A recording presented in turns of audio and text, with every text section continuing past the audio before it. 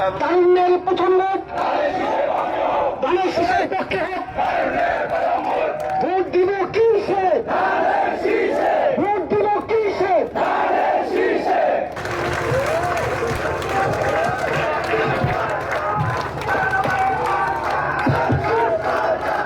আসসালামু আলাইকুম। ধন্যবাদ বন্ধুরা আমার। আমি যখনই মনপুরে এসেছি আপনাদেরকে আমি এভাবেই পেয়েছি, যেভাবে আপনারা আমাকে অভ্যর্থনা জানাতেন আজকেও তার ব্যতিক্রম হয়নি, এবং আজকে একটু বেশি মনে হয়েছে আমার কাছে। আরেকটি কথা হচ্ছে, আমার চৌপাশন মনপুরার রাজনীতি শুরু হয়েছে মনপুরা থেকে। মনপুরার বিএনপি নেতৃবৃন্দ আমাকে সর্বাপেক্ষা বেশি উৎসাহ জুগিয়েছেন, এবং মনপুরার প্রথম আগমন আমার এখনো মনে রয়েছে। আপনারা যেভাবে আমাকে অভ্যর্থনা জানিয়েছিলেন এটা আমি সারা জীবন মনে রাখব। বন্ধুরা আমার,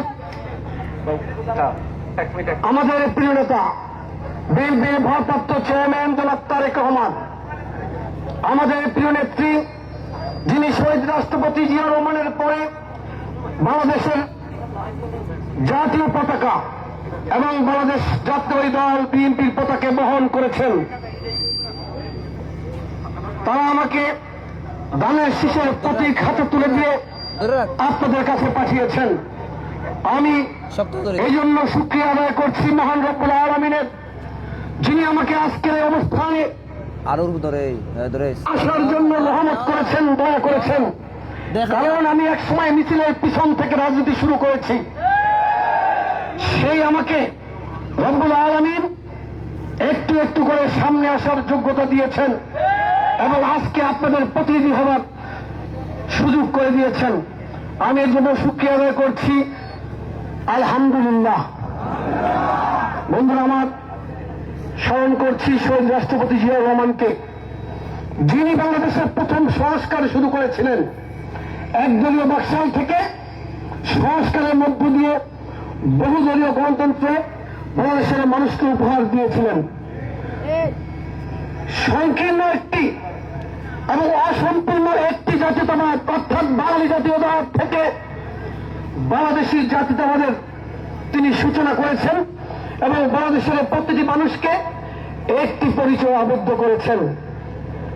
অর্থাৎ সমতল ভূমি থেকে পাহাড়ি অঞ্চল পর্যন্ত প্রতিটি মানুষকে বাংলাদেশি নাগরিক হিসাবে তিনি বিশ্বের দরবারে পরিচয় করে দিয়েছেন।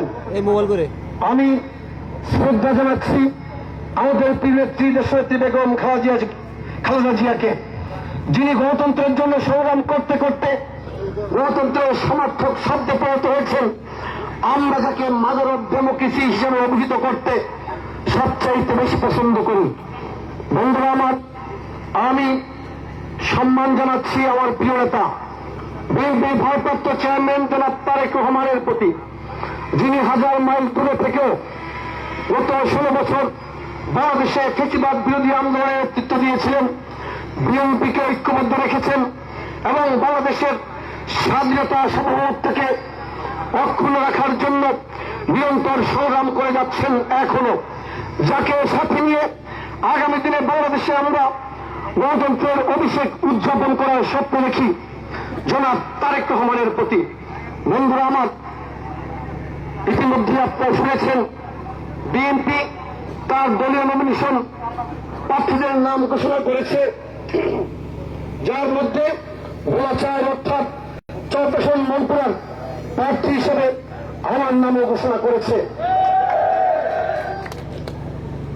আপনাদের উপস্থিতি প্রমাণ করে আপনি ঐক্যবদ্ধ হয়েছেন, খুশি হয়েছেন, এবং আগামী নির্বাচনে ধানের শীষের প্রার্থীর পক্ষে কাজ করার জন্য ইতিমধ্যেই সংকল্প ব্যক্ত করেছেন। যেমনি ভাবে গত 32 বছর আপনারা ধানের শীষের প্রার্থীর পক্ষে ঐক্যবদ্ধ ছিলেন, গত 32 বছর আপনাদেরকে নেতৃত্ব দিয়েছিল বিএনপির সাবেক আন্তর্জাতিক বিষয়ক সম্পাদক, ডাকসুর সাবেক এজিএস, ছাত্রদলের সাবেক সাধারণ সম্পাদক, চৌপাশন মনপুরা থেকে 3 বার এমপি নাজিম উদ্দিন আলম। আপনারা নাজিম উদ্দিন আলম সাহেবের নেতৃত্ব ঐক্যবদ্ধ ছিলেন, এবং আজকে যখন আমাকে আপনাদের সামনে ধানের শীষের প্রার্থী হিসেবে বিএনপি পাঠিয়েছে, আপনারা আজকে আবার আমার নেতৃত্ব ঐক্যবদ্ধ হয়েছেন। এটা প্রমাণ করে গত 16 বছর পর্যন্ত 32 বছর আপনারা বিএনপির নেতা কর্মী ছিলেন, এখনো বিএনপির নেতা কর্মী হিসেবে আপনারা আমার জন্য কাজ করে যাচ্ছেন এবং ঐক্যবদ্ধ হয়েছেন। অর্থাৎ আপনারা আলহাজ নাজিমুদ্দিন আলম সাহেবের নেতা কর্মীও নন, আপনারা আমিনুল ইসলাম নয়নের নেতা কর্মীও নন, আপনারা হচ্ছেন বিএনপি নেতা কর্মী, আপনারা হচ্ছেন শহীদ রাষ্ট্রপতি জিয়াউর রহমানের সৈনিক, আপনারা হচ্ছেন দেশনেত্রী বেগম খালেদা জিয়ার সৈনিক, আপনারা হচ্ছেন আমাদের প্রিয়তা বিএনপির ভারপ্রাপ্ত চেয়ারম্যান জনাব তারেক রহমানের সৈনিক। অর্থাৎ বিএনপি যখন যাকে মনোনয়ন দিবে, যাকে আপনাদের প্রতিনিধিত্ব করার সুযোগ দিবে, আপনারা তার সাথে ঐক্যবদ্ধ থাকবেন এবং এটাই হচ্ছে বিএনপি প্রতি আপনাদের অঙ্গীকার, এটাই হচ্ছে দেশপ্রেমের অংশ, এটাই হচ্ছে দলের প্রতি ভালোবাসা। বন্ধুরা আমার, প্রিয়তাকে জিজ্ঞেস করা হয়েছিল সর্বোচ্চ দেশপ্রেম কোনটি, তিনি বলেছিলেন আপনার প্রতি যে দায়িত্ব অর্পণ করা হয়েছে সে দায়িত্বটুকু যদি আপনি নিষ্ঠার সাথে পালন করেন সেটাই হবে সর্বোচ্চ দেশপ্রেম।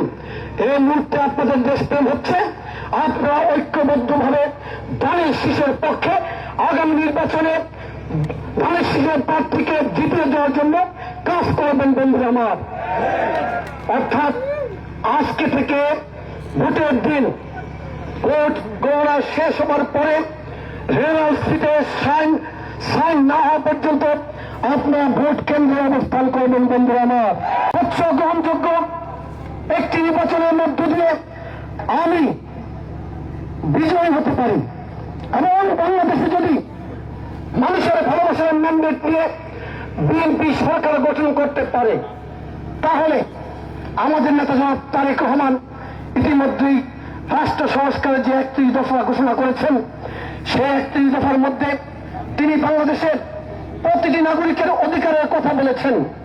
অর্থাৎ শিশু থেকে বৃদ্ধ, কৃষক থেকে রাষ্ট্রপতি, ছাত্র, কৃষক, যুবক, চিকিৎসক কিংবা আইনজীবী, প্রকৌশলী কিংবা যে কোনো পেশাজীবী কিংবা বেকার, সমতল ভূমিতে বাস করা বাঙালি কিংবা পাহাড়ে বাস করা যে কোনো ক্ষুদ্র নৃতাত্ত্বিক গোষ্ঠী, মুসলিম কিংবা অমুসলিম, প্রত্যেকের অধিকারের কথা 31 দফার সংস্কার প্রস্তাবে জাতির সামনে ইতিমধ্যে আমাদের নেতা তারেক রহমান উপস্থাপন করেছেন। বন্ধুরা আমার, অর্থাৎ বিএনপি যদি সরকার গঠন করতে পারে আমাদের নেতা তারেক রহমান বলেছেন তিনি বাংলাদেশকে একটি মানবিক রাষ্ট্রে পরিণত করবেন, যে রাষ্ট্রে বিএনপি সরকারের কাছে বিএনপি পরিবারের নেতা কর্মীরা যেমন নিরাপদ থাকবে একইভাবে যারা বিএনপি করবে না অন্য রাজনৈতিক দল করবে তাও বিএনপি সরকারের কাছে সমানভাবে নিরাপদ থাকবে ইনশাআল্লাহ।